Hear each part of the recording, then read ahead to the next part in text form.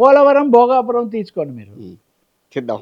Correct అది. అంతే కదా! అవును. అంతే కదా! పోలవరం, భోగాపురం భోగాపురం. తీసుకోండి. అవును. లేదు హైదరాబాదు, అమరావతి తీసుకోండి. చంద్రబాబు నాయుడు గారు మాట్లాడితే ఏమంటారు? హైదరాబాద్‌లో అన్నీ నేనే ప్రారంభించాను. నా తర్వాత వచ్చిన రాజశేఖర రెడ్డి, కేసీఆర్ కూడా కొనసాగించారు కాబట్టి అవి కొనసాగాయి. ఆ! జగన్మోహన్ రెడ్డి గారు అలా చేయలేదు. వాటిని తర్వాత విధ్వంసం, తర్వాత ఆపేశారు. దానివల్ల జరిగిందంటారు. రాజకీయం ఓకే. కొన్ని ఆయన రాజధాని ఆపేశాడు కదా! హ్మ్. అలా అనడంలో ఏం పొరపాటు లేదు. ఇప్పుడు పోలవరం దెబ్బతిందంటేనేమో జగన్ ప్రభుత్వం కారణం. హ్మ్. భోగాపురం నిర్మాణంలో మేము కూడా ఉన్నామంటే కుదరదంటే ఎలా? కుదరదు. ఇప్పుడు ఉందే పోనీ మీరు 70 అయితే ఆయన 20 యెస్. ఉన్నారు కదా! ఉన్నారు. రాజశేఖర రెడ్డి కంటిన్యూ చేశాడు కదా! కేసీఆర్ కూడా కంటిన్యూ చేశారు కదా!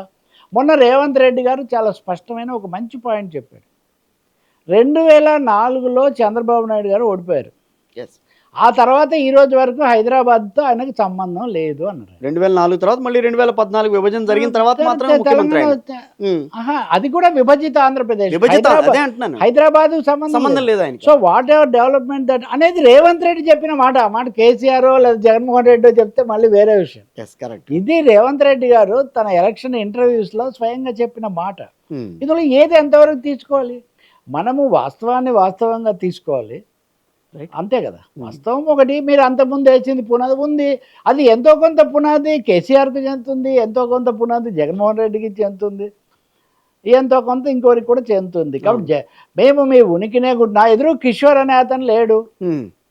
అంటే ఏ లాభం అండి దానివల్ల? అసలు ఏమైనా అర్థం ఉందా? అది. ఒక 5 ఏళ్ళు పాలించలేదు, 5 ఏళ్ళు మిథ్య, హ్మ్. 5 ఏళ్ళ పాలన పాలన మిథ్య లేదు, అంటే మిథ్య అని అంటే ఎలా ఎట్లా కుదురుతుంది కుదురుతుంది? చెప్పండి? హ్మ్. అందుకనే ఈ నాయకులందరూ, ఈ పార్టీలందరూ అన్నీ గుర్తించాల్సింది ఏమంటే, ఇదంతా కాకుండా నేను ఇందాక చెప్పినట్టు కేంద్రం అనేది ఒకటి కనబడని చెయ్యి ఏదో నడుపుతుంది నాటకం. హ్మ్. ఆ నాటకాన నువ్వు నేను కీలు కీలు బొమ్మలం, బొమ్మలం. ఆట బొమ్మలం నా పాట ఉంటుంది. అవును. వినుంటారు కదా మీరు. అవును. గుర్తుంది. ఆ! కనబడని దానికి మళ్ళీ సెకండ్ కంటిన్యూషన్ ఉంటుంది. కనబడని చెయ్యి కాదు నడిపేది నాటకం, అవును. కనబడుతూ నువ్వు నేనే ఆడతాం నాటకం అంటాడు అవును. కథ మారిన తర్వాత హీరో. హ్మ్. సో వీళ్ళందరూ ఈ నాటకాలు తెలిసి ఆడుతున్నారు అంతే.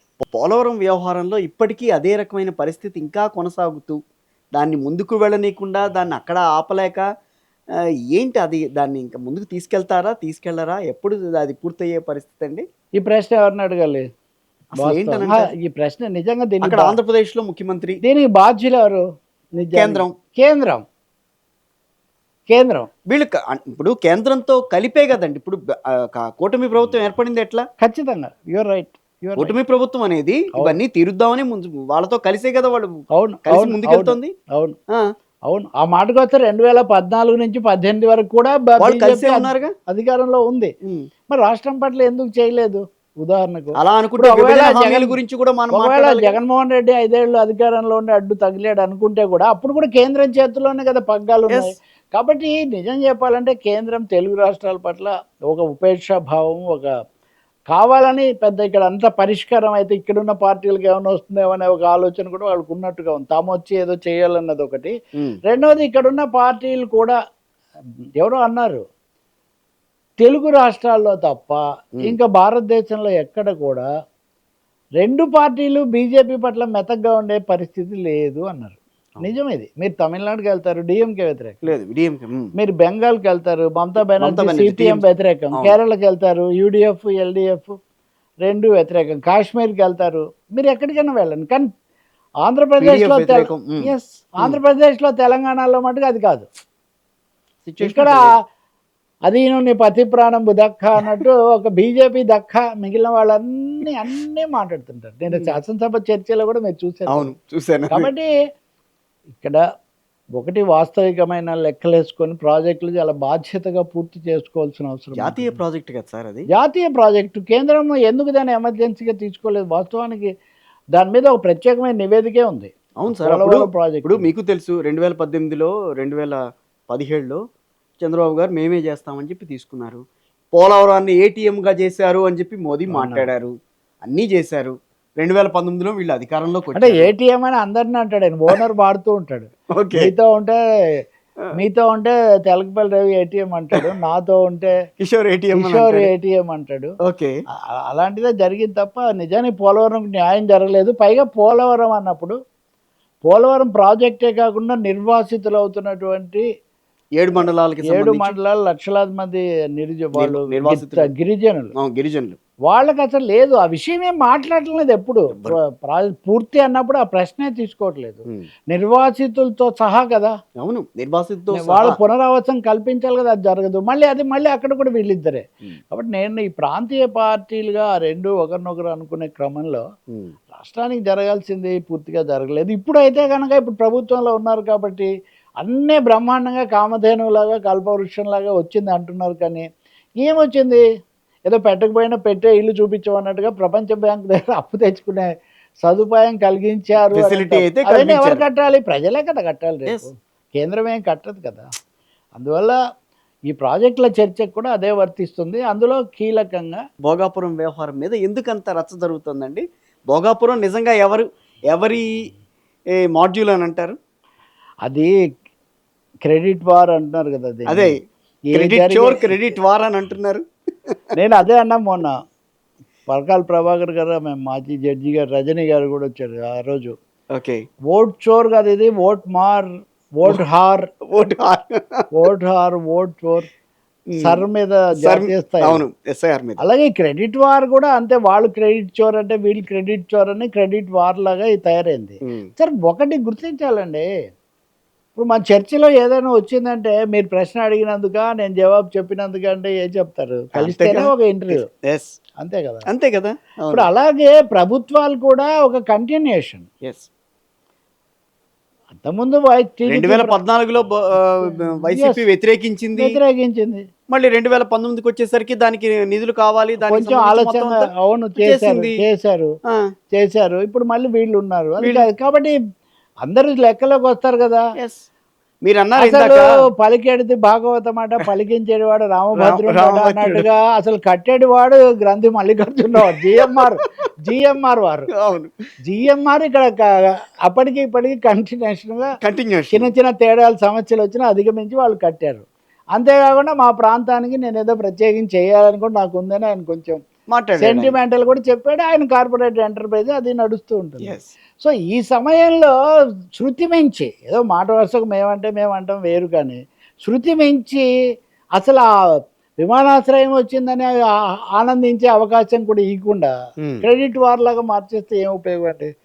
ఏమవుతుంది? జగన్ చేసాడు, మేము చేసామంటే అయిపోయింది కదా. ఇప్పుడు మీరు హైదరాబాద్లో ఇస్తున్నారు కదా ఇతరులకు క్రెడిట్ ఎంతో కొంత. ఇప్పుడు 5 ఏళ్ల పదవీ కాలం మీదైనా వాళ్ళదైనా ఏం మాయమైపోదు కదా. కాబట్టి ఖచ్చితంగా భోగాపురానికి కూడా అంత భూమి అవసరమా, విశాఖపట్నం ఉన్నప్పుడు అవసరమా, ఇలాంటి చాలా ప్రశ్నలు వచ్చాయి. ఏదైనా అధికారం మీ దగ్గర ఉంది, విధానం తీసుకున్నారు, కట్టేశారు, ఎవరు వ్యతిరేకించలేదు కదా. కాబట్టి భోగాపురం అనేది నిన్న నాకు ఎవరో మామూలు అక్కడ ఆ ప్రాంతం పిల్లలు కనబడితే ఇక్కడ సాఫ్ట్వేర్ ఇట్లాంటి వాళ్ళు చెప్తున్నారు, చాలా వెల్కమ్ సార్, మా ప్రాంతానికి అది గేమ్ చేంజర్ అవుతుంది ఇట్లా అని. సో దానికి మేము చేయాల్సింది, నేను సైతం ప్రపంచాగ్నికి అన్నట్టుగా సమాధానం ఒకటి ఆహుతి ఇచ్చాను అన్నట్టుగా మేము చేయాల్సింది మేము చేసామని చెప్పే బదులు వాళ్ళు చేయలేదు, మేమే చేసాం వాళ్ళు చేయలేదు. అవసరమా సరే? భోగాపురంలో ఫైనల్ స్టేజ్. ఇప్పుడు ఉదాహరణకు విమానాశ్రయం ఉంటుంది, శంషాబాద్ తీసుకోండి, భోగాపురం ఎందుకు?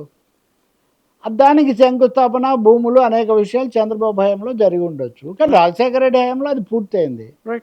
ఎవరికి ఇందులో నేనే అంటే మళ్ళీ రాజశేఖర ఎవరు కాదు నేను చెప్పేది అదే. ఎవరికి ఉండేది వాళ్ళకి అది ఉంటుంది. పివి నరసింహరావు హైవే ఉంది, ఆయన పెట్టాడు. అది కిరణ్ కుమార్ రెడ్డి ముఖ్యమంత్రి ఉన్నప్పుడు అది ఓపెనింగ్ అయింది. కాబట్టి ఇదేదో ప్రభుత్వం అలా అనుకుంటే ప్రభుత్వం ఇప్పుడు గతంలో ఇచ్చిన అమ్మఒడి కార్యక్రమానికి నువ్వు ఈ రోజున తల్లికి వందనం అని చెప్పి మీరు మార్చుకుని మీరు చేస్తున్నప్పుడు అది క్రెడిట్ మీకు అవుతుందా లేకపోతే ఇప్పుడున్న పార్టీకి అవుతుందా? ఇలాంటి చాలా మంది ఆలోచిస్తారు కదండి ఆ రకంగా కూడా. అందుకనే ప్రభుత్వాలను ప్రభుత్వాలకు తేడా లేనట్టుగా ఆలోచించడం వల్ల ఈ సమస్యలన్నీ వస్తాయి. రైట్, అది నేను అందుకు ప్రేమికులు మారుతారు కానీ ప్రేమ శాశ్వతం. ఒకసారి అనార్కలి ఇది ఉండొచ్చు, ఇంకోసారి జవానీ దివానీ ఉండొచ్చు, ఇంకోసారి రఫూ చక్కర్ ఉండొచ్చు, ఇంకోసారి బాబీ ఉండొచ్చు. ఇవన్నీ టీనేజ్ లవ్ స్టోరీసే. అవును, కరెక్టే. ముద్ద మందారం ఉండొచ్చు, కానీ అన్నిట్లో ప్రేమ కథ నడుస్తూ ఉంటుంది. అలాగే ప్రభుత్వాలు పార్టీలు మారొచ్చు. అవును, కానీ ప్రభుత్వము, దేశము, రాష్ట్రము దేశం అంటే మట్టి కాదు, దేశం దేశం. అంటే మనుషులే అన్నట్టుగా ఉమ్, ప్రభుత్వం అంటే ప్రజల ఎన్నిక అది, అంతేగాని వేరే వాళ్ళని గుర్తించకూడదు. రైట్. అది సరికాదు.